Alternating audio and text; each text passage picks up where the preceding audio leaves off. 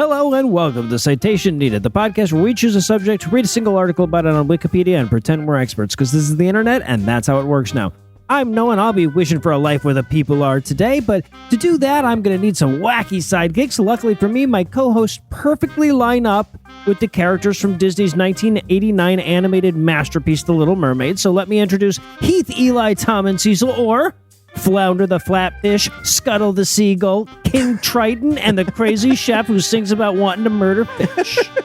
Okay, straight best friend with very bad advice. That's right. It's not that I'm wrong about everything, it's that I'm confidently wrong about everything. And you have abs. I feel like I have an advantage over any that aren't a swordfish. I think I could probably win every one of those You could fights. take them. And the You could take swordfish 'em. have your respect. And before we get started, I wanted to thank our patrons. Patrons, if it weren't for you, I'd have to go back to my former career writing erotic versions of classic fairy tales, and having access to that was terrible for Eli's productivity. So if you'd like to help keep Eli on task, be sure to stick around to the end of the show. And with that out of the way, tell us, Cecil, what person, place, thing, concept, phenomenon, or event will we be talking about today? Today we're going to be talking about The Little Mermaid, past and present. All right. And Tom, you read an article and or walked past your kids watching a cartoon. Are you ready to recount the tale for us? It'd be a little fishy if I weren't. At least a little. And given the way that you usually use your intros to sort of sneak up on your topic, I don't want to, I feel like my best hope as an introductory segue is just take it away, Tom. All right, there are many Disney stories based on great literature. There's Oliver and Company. That's a retelling of Oliver Twist. And we all know The Lion King is a sanitized feline version of Hamlet, which is fine. As someone who for this very show is always on the hunt for a good story, I'm sympathetic to the need to look around for interesting tales to tell and retell in new ways. Imagine my shock, which will soon be yours, when I learned of the original tale from which the beloved classic, The Little Mermaid, was drawn. A hint here, it is maybe not worse than Sleeping Beauty, but it is definitely not better, and it may actually be worse. Lion King wasn't Hamlet. I think that was the name of the pig. Was Hamlet. Yeah, but I heard a rumor that Zootopia 2 is based on Titus Andronicus. I don't know how they're going to pull it off, but I am intrigued. That would be so good. I would love that so much. Just bunny hops all covered in blood. What's her name? Something Betty. Something Hops. All right, so Judy Hops. All right, so first, let's all refamiliarize ourselves with the Disney version, a movie which, released in 1989, earned $84 million at the box office and $235 million worldwide, despite worries that it would be a lesser-grossing film due to its appeal to a mostly female audience.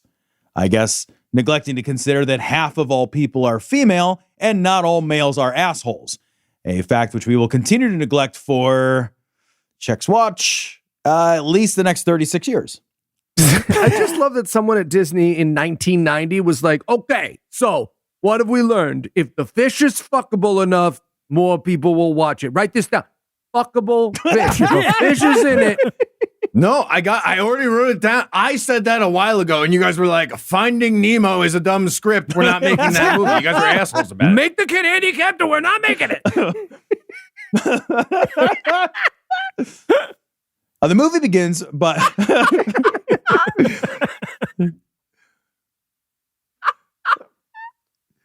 The movie begins by introducing the ruler of both the sea and the merfolk, King Triton, who, in rewatching this movie with my wife, brought both of us to the realization that she is definitely into muscular, gray-haired men with big dad energy. A fact I found both validating despite routinely skipping tail day. So I want to point out that I used King Triton as Tom's analog in the intro before I read this part. I mostly did it because he's constantly breaking shit in the cartoon, but that's... King Triton is happily being serenaded by his daughters in a concert praising what a great dad and ruler he is, a concert choreographed in its entirety by a hermit crab with a Jamaican accent. This concert is supposed to be the musical debut of the king's youngest mare daughter, 16-year-old Ariel. Yeah, but what's that in fish years?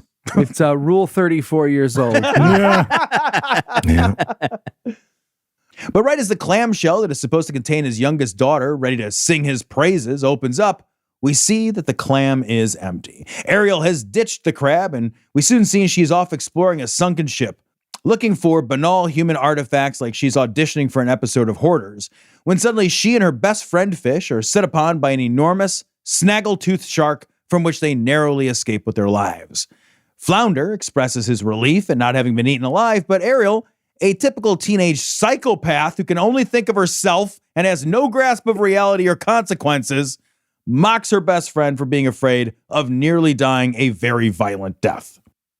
The pair then heads to the surface, where we meet Scuttle, a seagull and pathological liar, whose terrible sense of his own personal self-worth inspires him to pretend he's an expert at all things human, when in fact he just lies and makes shit up in a desperate attempt to be loved. The Eli Bosnick story. Okay.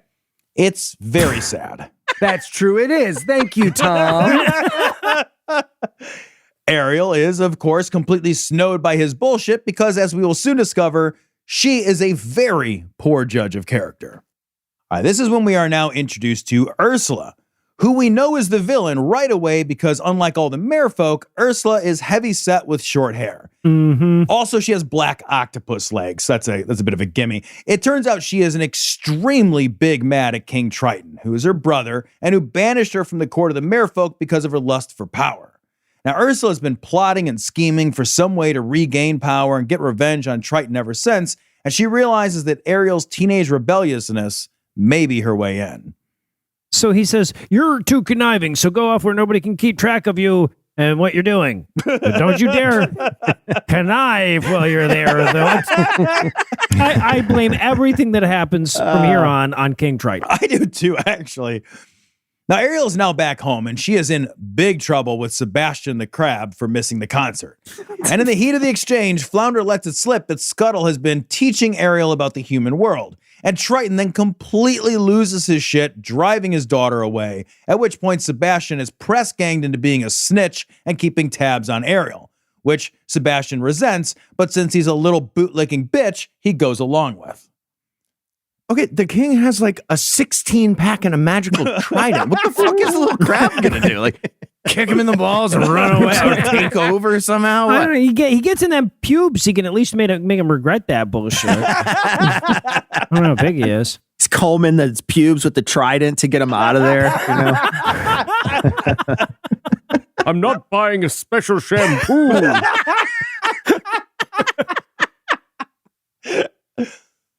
So Sebastian tails along behind Flounder and Ariel, and we discover Ariel's human treasures hoard, at which point she sings about how much she wants to be part of the human world, a feeling which only makes sense when we remember everything she knows about it was made up by a lying seabird. Now, Sebastian breaks the mood with more of his snitch bitch antics, but just as he's getting most tedious, a shadow passes overhead on the surface and it raises Ariel's curiosity, at which point she swims up.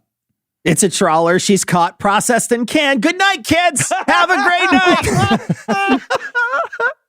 Part of your ah! What the fuck? Credits.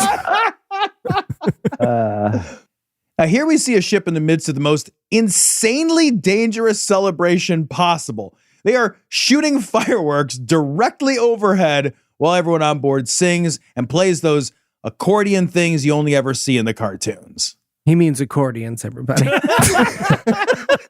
Okay, I think Tom might be a man. He said octopus legs earlier instead of tentacles.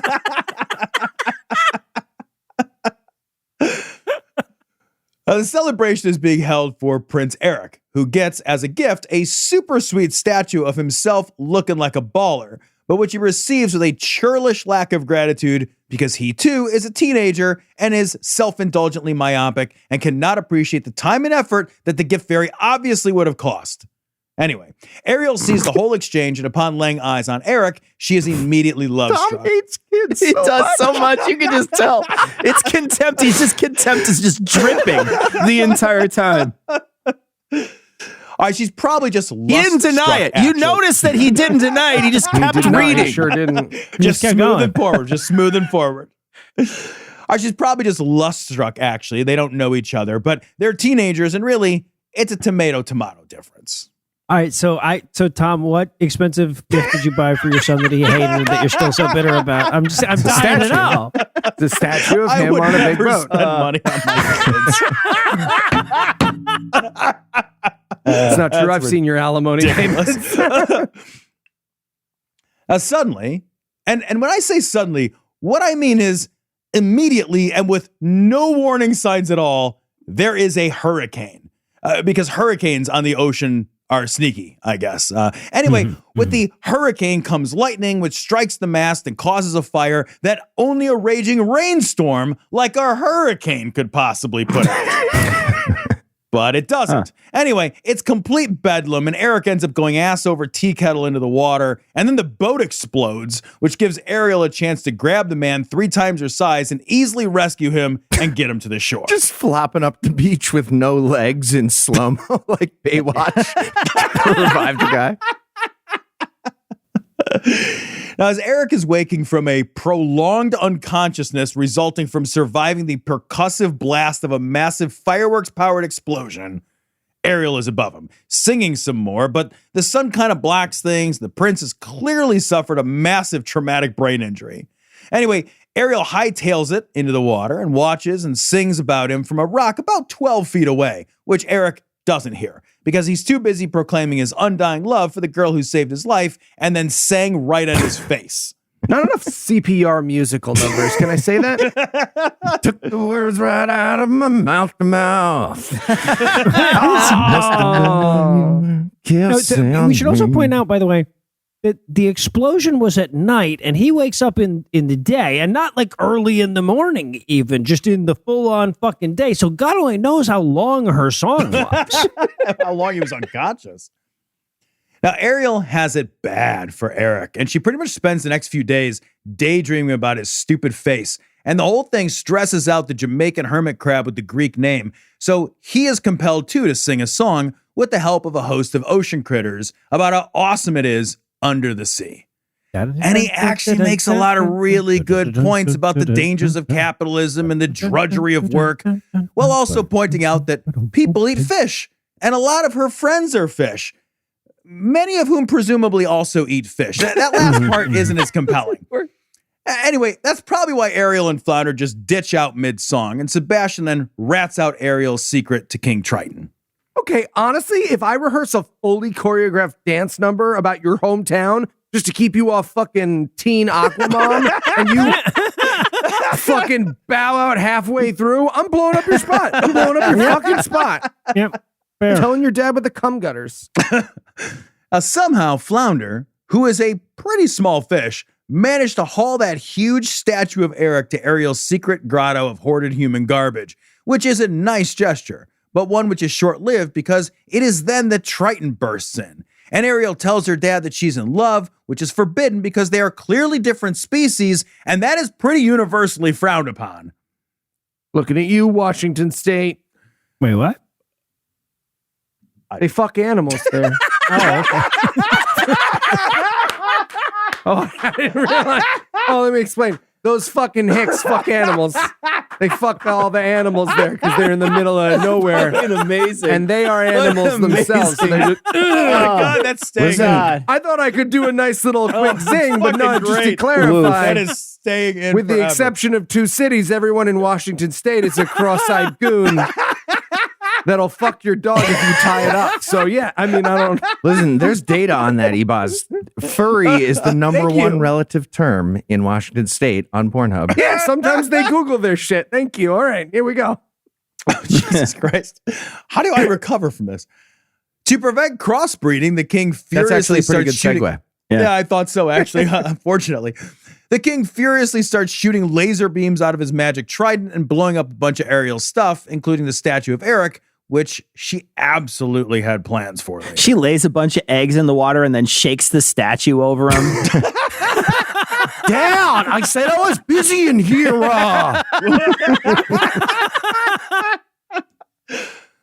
Now, while in the throes of her teen angst, Flotsam and Jetsam remind Ariel that parents just don't understand, but that maybe Ursula the Sea Witch might.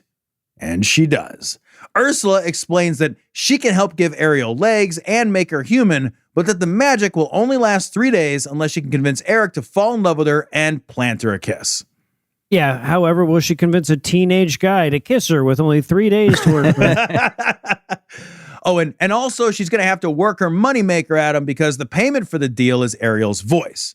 But that, I guess, is also just a deposit because also the payment is if she doesn't secure the smooch, she is enslaved forever. So the stakes are clearly very high.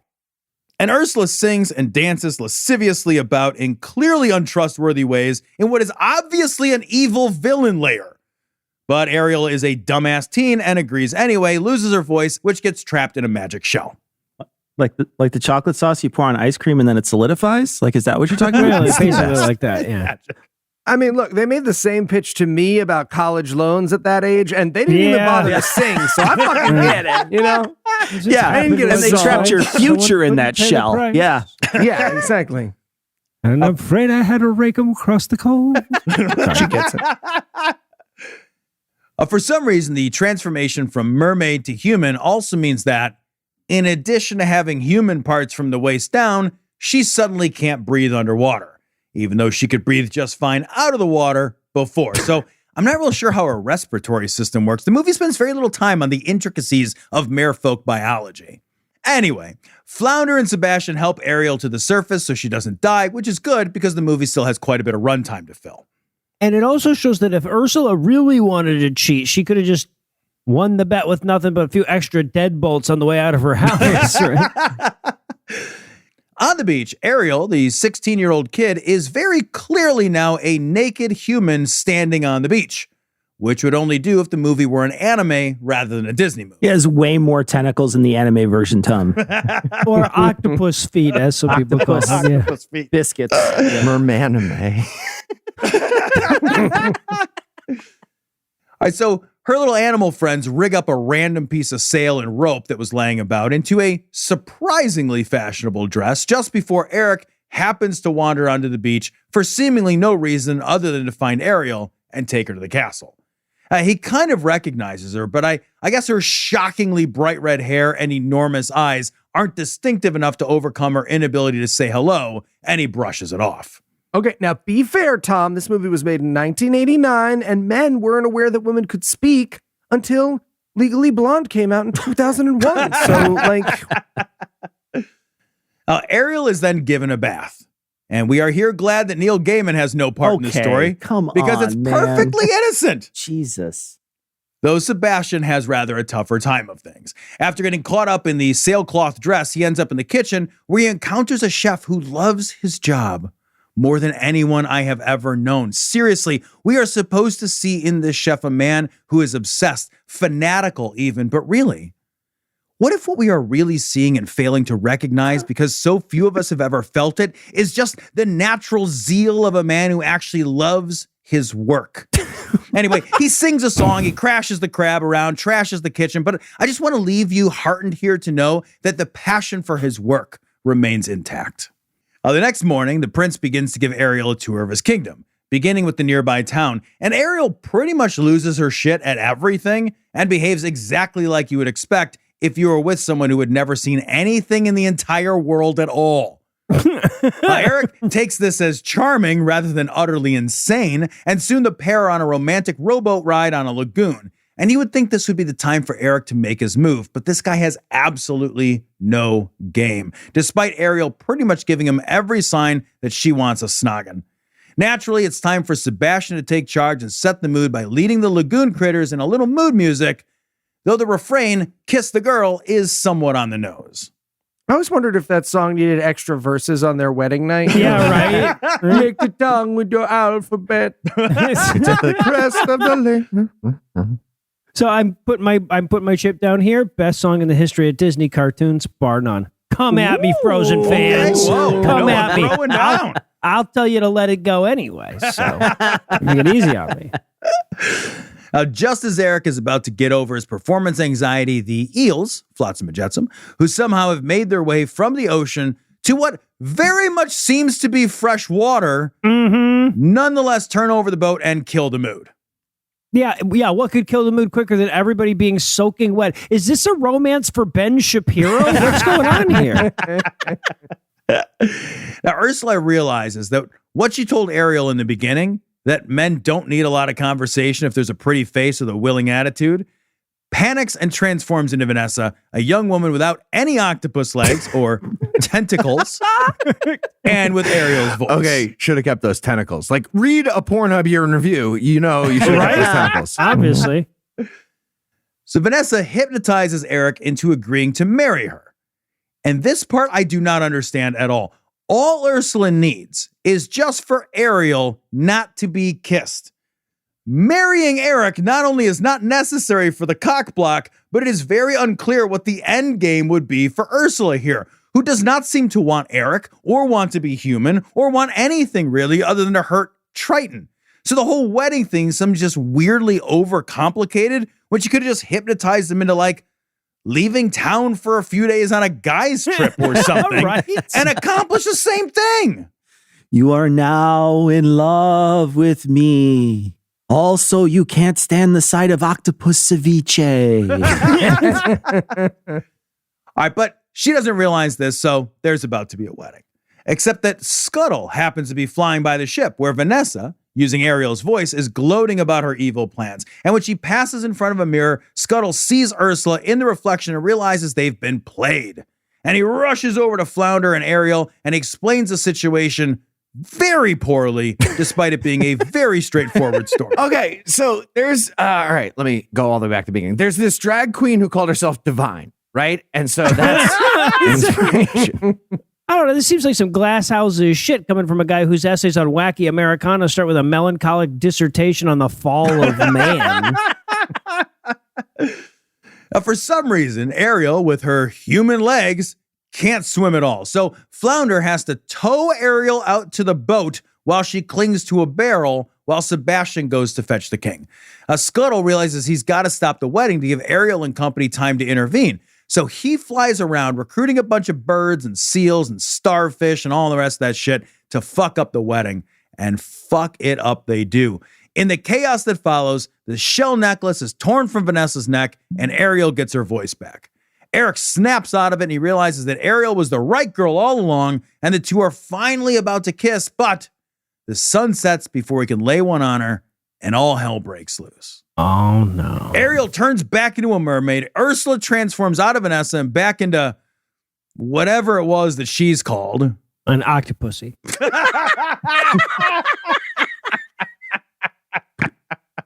The octopusy grabs Ariel and pops into the ocean, where they pretty much right away run into King Triton.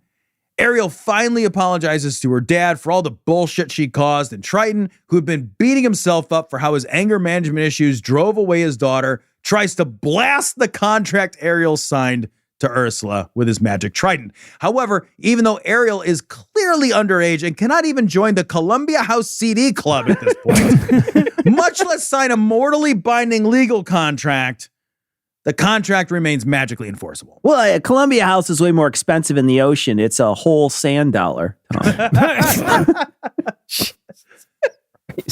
So Ursula, seizing her chance, offers to free Ariel from bondage if she instead can enslave Triton, which is what she very obviously wanted to do all along. Now, Triton, not exactly showing he's mastered the art of the deal, just immediately agrees and becomes a weird, shrunken seaweed creature or something, and Ursula takes his crown and trident and becomes queen of the sea.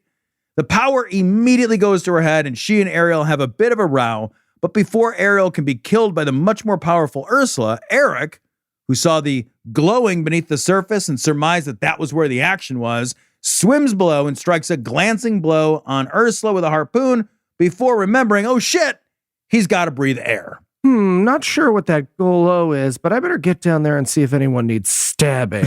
Well, but based on his accent, he's American, right? So like, he's like, oh yeah, there's a thing happening. I better shoot it. Yeah, that's right. Very realistic. A fight ensues with Sebastian and Flounder throwing down with Flotsam and Jetsam, who are trying to drown Eric. And Ursula attempts to shoot Eric, but Ariel grabs her hair, throws off the shot, and the eels are vaporized, which enrages Ursula even more. It's then that she magically starts to embiggenate herself to gargantuan size, raging about and yelling about how powerful she is. And in her furious zeal, Ursula forms a huge whirlpool, which sucks up the sunken ship from the beginning of the story. Yeah, you guys can just feel the fucking tension now, can't you? Now, for some reason, this ship, the ship which had sunk once before, now not only floats, but is navigable in the maelstrom swirling about our heroes and villains. And Eric climbs aboard and steers the ship through the raging currents, ramming the splintered bowsprit into Ursula, killing her and sending the trident and crown tumbling back to the ocean floor and breaking the curse that had rendered Triton a shadow of his formerly mermanly self. And he quickly regains his trident and crown, and order is restored, with a man now firmly back in control of the seat of power, saving the world from the capricious whims of the untrustworthy feminine. Who, to be clear, we just watched get straight up impaled in this children's movie. And after all the sea spray settles, Triton realizes that Ariel is still jonesing hard for Eric, and then he remembers he has like a half a dozen other daughters, so he could just spare this one. And he blasts Ariel with some magic and turns her human so she can get with Eric, which she does. All right, well, I'm emotional now, so we want to take a break. Let's take a quick break for a little apropos of the thing we were just talking about.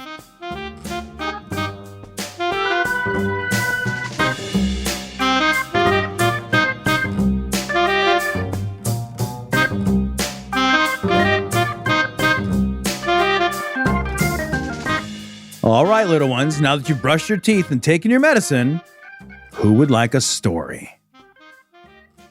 What's this? No bedtime story? Sorry, Papa, we're just a little worried that your stories might not, hold up super well. Generationally, we mean. No, what are you talking about? These are classic tales. Right? No, they are. They are, but a lot of them end in murder or death. Quite a bit of sexual assault. Good deal. Now, children, aren't you being just a little sensitive? Child abuse in them. Cannibalism. Torture. A lot of eye removal. A lot. All right, that's it. If you're going to insist on no bedtime story, then I shall bid you good Oh, night. Papa. Don't be upset, Papa. No, I shan't be convinced to stay, but I shall have you know that tonight's selection, The Jew and the Rapeable Cricket, was my favorite story as a boy. I think we're good. Yeah, that's a no from me, dog. You don't know what you're missing. I feel like we do. So, we know.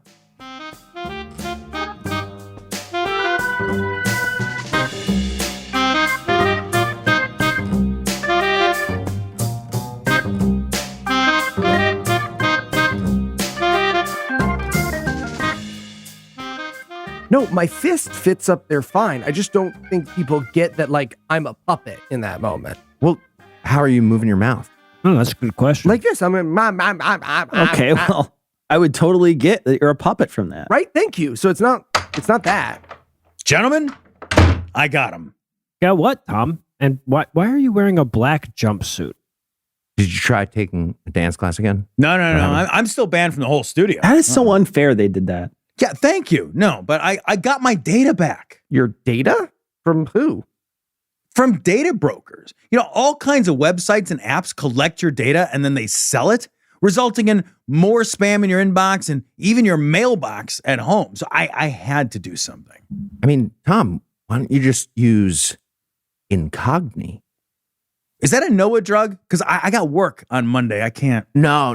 Incogni takes the hassle out of protecting your data by automatically contacting data brokers on your behalf to request the removal of your personal information. This seamless process saves you time and stress, ensuring your data stays off the market. Automatically, you say?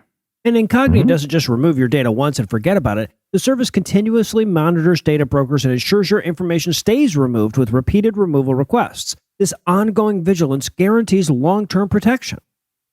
All right, guys, I'm sold. So where do I sign up? Take control of your data privacy today. Visit Incogni.com. Sign up and enjoy a 30-day money-back guarantee to ensure you're completely satisfied with our service. Take your personal data back with Incogni. Use code CITATION at the link below and get 60% off an annual plan. That's Incogni.com/citation. All right, guys, thanks. Well, I guess I better give back these chips full of data. Tom, those are pop chips. Are they? You get those from the break room? I don't know. I was repelling. Sure. repelling, yep.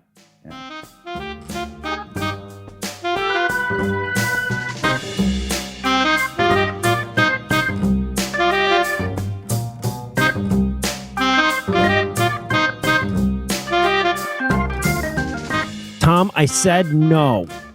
Just try I will one. bite you. It's true, he will. Hey guys, what are you doing? Yeah, is Tom trying to put Noah in a gift box again?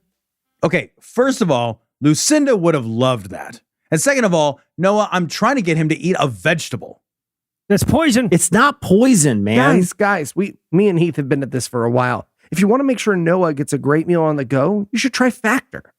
What's Factor? Factor has chef-made gourmet meals that make eating well easy.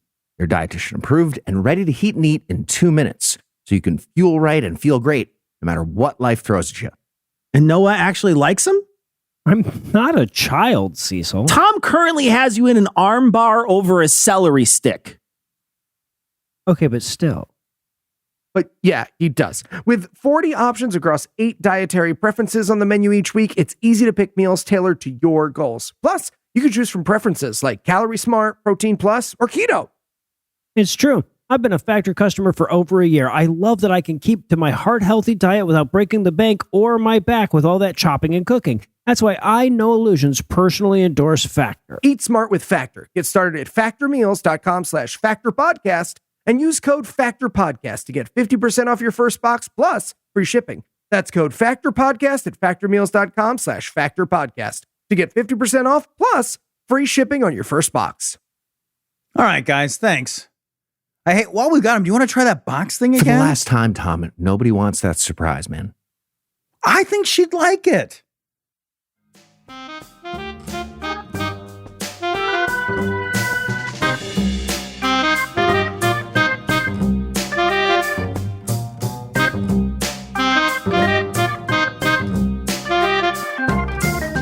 When we last left off, Tom was walking you through an awkward part of my sexual development. Tom, tell us how much worse it could have been. All right, so that's the Disney version, and it's fine. It is. It's got some catchy tunes, it's got some zany antics, and as Disney movies go, really has very few problematic elements, at least compared to the source material, which was written by Hans Christian Andersen and which was originally published in 1837 as part of a collection of fairy tales for children. Again, I need you to keep in mind that this story was meant for children to read. For children. And not to take over Tom's essay or anything, but Hans Christian Andersen is one of history's most fabulous gay drama queens. He left the original draft of The Little Mermaid, this story, on a straight man's pillow at Charles Dickens' house because he was mad at him for not returning his affections. Affections that Hans Christian Andersen had never bothered to tell him about because they had never spoken. Amazing. What's the win condition there in Hans's head? This guy's going to pick up this book and be like, holy shit, this book I found on my pillow is pretty well written. It's a kid's book and it's pretty well written. You know what I could really go for? Sex with a man. All right, so here's the story. The Little Mermaid lives in a kingdom underwater, ruled by the Sea King, her father, her grandmother, and her 5 older sisters.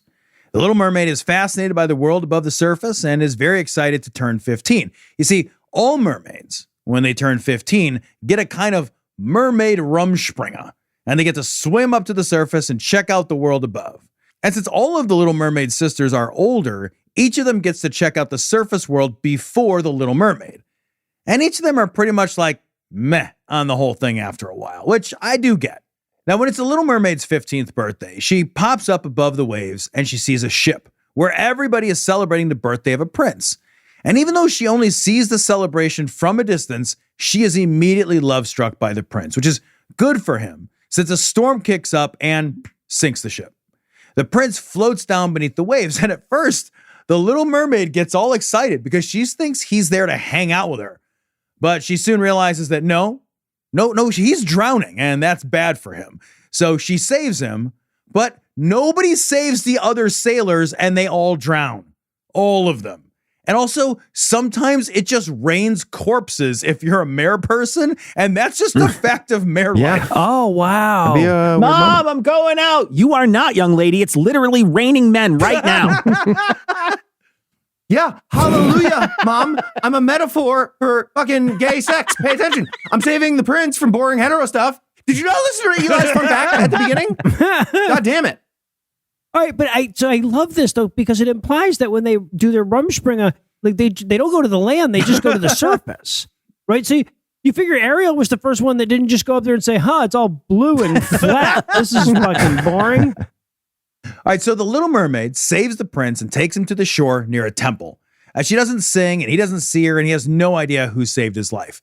The Little Mermaid's confused by the whole death thing, so she has a chat with Grandma, who explains that humans don't live nearly as long as mermaids, who live for 300 years, but humans have immortal souls and they go to heaven, while mermaids just die and turn to sea foam because they're soulless, which it kind of explains Ariel's red hair. I feel like Grandma's really let a lot interesting. of philosophically important concepts slide up to this point. She's kind of having to play catch up. The Little Mermaid is in love with the prince, to be sure, but really, what she really wants is an immortal soul. The prospect of turning to sea foam is just not appealing to the younger generations. Strong disagree. So the Little Mermaid pops over to see the Sea Witch, who lives on the bad side of the coral. Now, the Sea Witch makes her a deal. She can have legs, but in exchange, the Sea Witch wants her voice. Well, actually, the Sea Witch wants her tongue, which she is going to cut out with a knife, not use magical laryngitis. Oh, and also, if she becomes human, she can never return to the sea because the change is permanent. Oh, and also, drinking the potion will feel as if a sword has been run through her. Okay, still, it is not all bad news because she is going to get some really sweet gams out of this thing. Like gams so great, she'll be the best dancer in all of the world, pulling some serious moves that no one has ever been able to pull off before, except the pain of losing her fish bits will never leave her. Not ever. And every single step that she takes will feel as if she were walking on knives, and her feet will bleed terribly as if she were walking on knives. It is a very knife-centric bargain, really. Okay. At this point, it feels like the Sea Witch can't actually do the thing she promised, and she's trying to talk her way out of this. Sorry, you like walking on knives? Seriously? No, wait, I wasn't finished. Also, he's gonna fucking explain stuff all the time. Have you heard of the blockchain? It's the fucking worst. Okay, you're out. also, You're out. even though the Sea Witch can give her fleshy bits rather than fishy ones, she can't give her a soul. The only way to get a soul for this girl is if the prince loves her and marries her, because then part of his soul can flow into her. But if the prince marries someone else instead, then the Little Mermaid will die of a broken heart and become sea foam. So just to recap, this is not a good deal. Doesn't seem like a good deal, no. No. The mermaid agrees anyway and has her tongue immediately cut out of her face. You think that's a bad deal? You should see what they had to give up for Columbia House back then.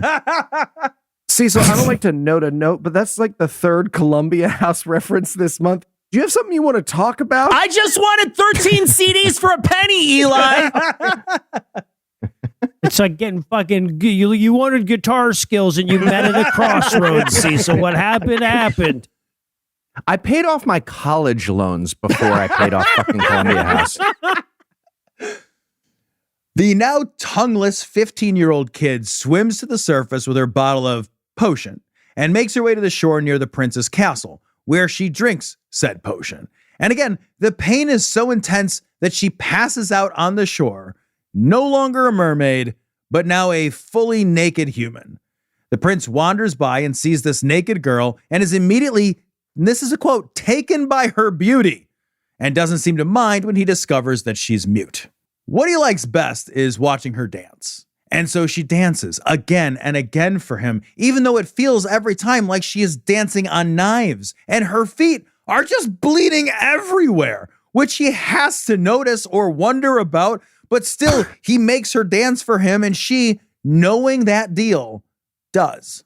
Just squishing around like she's in blood-soaked galoshes, silently screaming. And this dude is like, hot, nice. Yeah. It's fucking terrifying. You feel like you do that long enough, you could learn how to draw a little, like a blood portrait by the end of the dance, right? You just hold it up. Look, I did Jim Morrison. All right, now, the prince really likes the Little Mermaid, and she becomes his absolute bestie, and he confides all of his secrets and innermost feelings in her, safe in the knowledge that she can't spill his secrets since her fucking tongue was cut out of her body. He doesn't fall in love with her, though. He's a fair bit older, and he's just not that into her. And he's straight, Hans. He's married with children.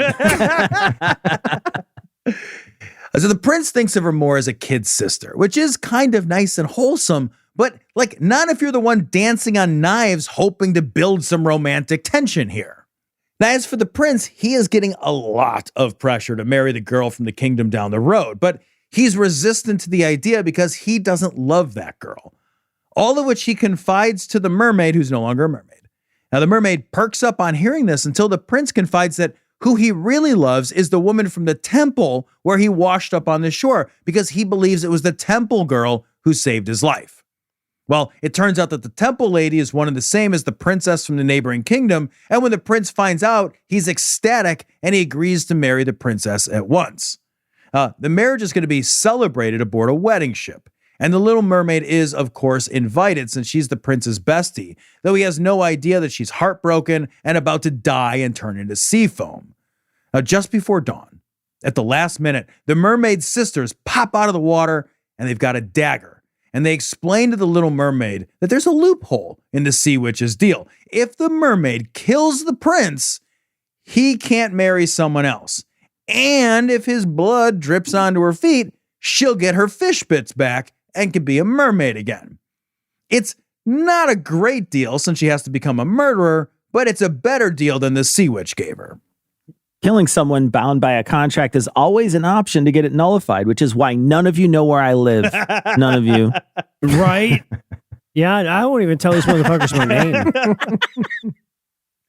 Ultimately, the mermaid can't bring herself to murder the prince, and instead she throws herself and the dagger off the ship and into the sea, where she dissolves into sea foam. But she doesn't die. Instead, she becomes a luminous spirit known as a daughter of the air, and she ascends into the atmosphere where she is greeted by the other daughters of the air, who tell her that she has been transformed because she really wanted a soul, and she tried really hard, and turning into sea foam would just be kind of a waste. So she is then given 300 years to do good deeds, and if she can do enough of them, kind of like My Name is Earl, she's going to receive her soul and go to heaven. Though presumably none of the other mermaids or her mer family will be there because they didn't valiantly not commit murder one time, and they're just all sea foam now. Wait, one last thing. If you get a book on your pillow and you fuck that author nicely, you also go to heaven, and none of your bigot fucking family is there because they suck at the end. End of book. Oh, and the moral of the story is that kids should behave. Because kids that behave shorten the mermaid's time that she has to spend doing good deeds, while misbehavior lengthens that time. But that doesn't make any sense as a moral, because if doing good deeds is a chore for you, maybe you suck and shouldn't go to heaven. And also, if she spends more time doing good deeds, then more good deeds get done. Though it's probably better than walking around on knives just bleeding everywhere. No, that's fair. And so if you had to summarize what you've learned in one sentence, what would it be? I have heard the mermaids singing each to each, and I do not think they will sing to me. I don't either. Are you ready for the quiz? Why not? All right, Tom, if Hans Christian Andersen was alive today, he'd obviously be making fish porn, like a bunch of it. What would be his best title? Oh, God. A, Chum Inside Me. Okay. Jesus Christ. B, Skate, Skate, Skate. Or C, Two Girls, One Scum. Oh, God, fantastic. Chum inside me, I guess. I don't know. I don't want to have said that out loud. part of this. Whatever you said was going to be right. Okay. Correct. Oh, sure. All right, Tom, what other fairy tales did Hans Christian Andersen write as passive-aggressive notes to straight men he was in love with? A, the little boy who tried things because maybe he liked them better. B, the beetle who knew what the other beetle liked better than butterflies did. Or C, The Ugly Duckling. Seriously, this dude did this shit all the time. He's the Peter Thiel of Victorian England. I guess the Ugly Duckling. That's correct. All right, that is yeah. correct. All right, Tom, what song did they play at the Little Mermaid's wedding? Oh God. A, All About That Bass. B, Wall-Eyed Girl. C, Hey Soul Sister. Or D, Throw Your Hands Up Like the Coelacanth Told Us by Macklemore. Like the coelacanth told us. See, coelacanth? You busted out a coelacanth? Like the coelacanth told Like the us. ceiling can't hold That's us to the so great. coelacanth told us. That's so good. amazing. Yeah. That's Jesus. And then Macklemore. that's just too much in one place. I don't know It what feels to like do. a lot. It does. It feels Lot of heavy-weighted. I'm layers. sorry. It's so Amazing. All right. Well, I think it's obvious that Tom was going to win one way or the other, if for nothing other than reminding me what a fucking banger Under the Sea is. So, Tom, you're our All right, Cecil, you're next, buddy. All right, sounds good. All right. Well, for Heath, Tom, Eli, and Cecil, I'm Noah. Thanking you for hanging out with us today. We're going to be back next week. And by then, Cecil will be an expert on something else. Between now and then, you can listen to Cecil talk about Joe Rogan with Michael Marshall on their show, The No Rogan Experience, or listen to various combinations of us on Cognitive Dissonance, The Skeptocrat, God Awful Movies, Dear Old Dads, The Scathing Atheist, D&D Minus, and probably some other shit. There's too much for me to remember all of it. And if you'd like to help keep this show going, you can make a per-episode donation at patreon.com/citationpod or leave us a 5-star review everywhere you can. And if you'd like to get in touch with us, check out past episodes, connect with us on social media, or check the show notes, be sure to check out citationpod.com. But once again, I have dropped my pen, said the cricket. That's it. I'm going to boarding school. Let him finish.